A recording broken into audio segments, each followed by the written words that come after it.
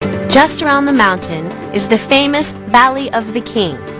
The whole area is a working archaeological site with new treasures being uncovered constantly.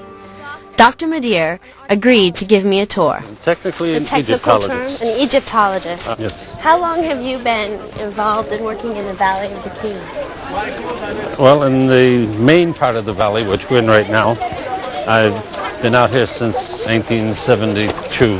What was in this area originally? What was it like when you first came to the Valley of the Kings? Certain tombs, which even then were tourist attractions, would have gates, locks, but many of the other tombs were basically open, and so one could just crawl into any opening you could. The early tombs were hidden in little crevices, and they were meant to be hidden. And the hope was that life would continue only in an even greater, grander style in the next world. And that's why you'll get grave goods, pottery, toilet articles, foodstuffs buried with the deceased. This practice culminates at the Tutankhamun tomb, where you find virtually anything and everything the king may have had or owned at one time buried with him. This was taking it with you to the max. Up this flight of stairs is the tomb of Thutmose III, tomb number 34, one of the early tombs in the valley. All right, shall we? Ready? Let's go.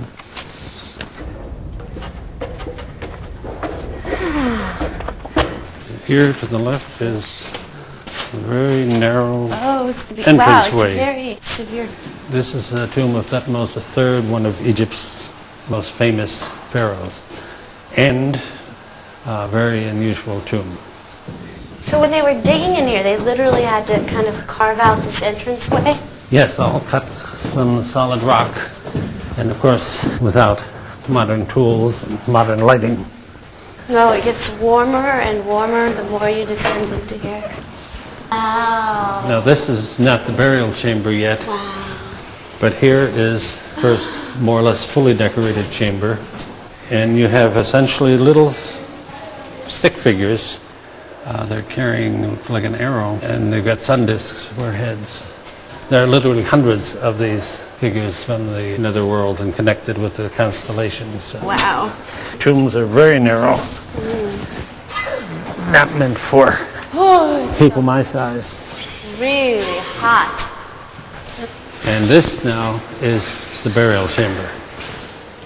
Here you have a series of scenes and texts from what is in the next world. And what these consist of are descriptions of the dead king's journey through the night. Each hour of the night, the king is going through different sections of the underworld, each separated by gates and with a variety of these creatures, demons, whatever you want to call them. Here you have two sets of eyes. They are also on the side of the sarcophagus. And what do they symbolize? Anything in particular? They symbolize, in a sense, completeness, but in a sense they magically give the occupant of the sarcophagus or coffin a way to look out. So this is where he was buried then? This is his original burial spot. This is it.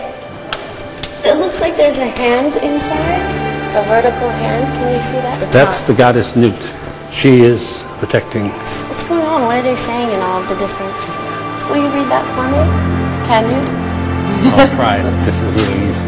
It's the good God, Lord of the two lands, Upper and Lower Egypt. We don't know exactly how it sounds, but how we would pronounce it now would be Nechenefer, Nebtawi, Nebuchet, Isubiti, Menkepera, Ma'acheru Keri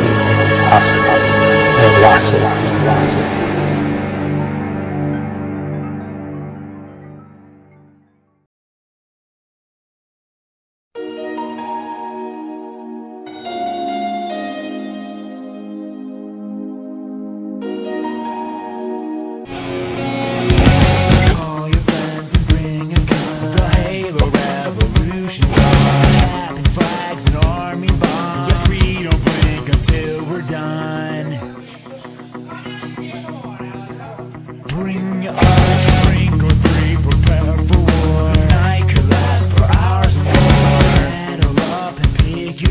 Oblivion.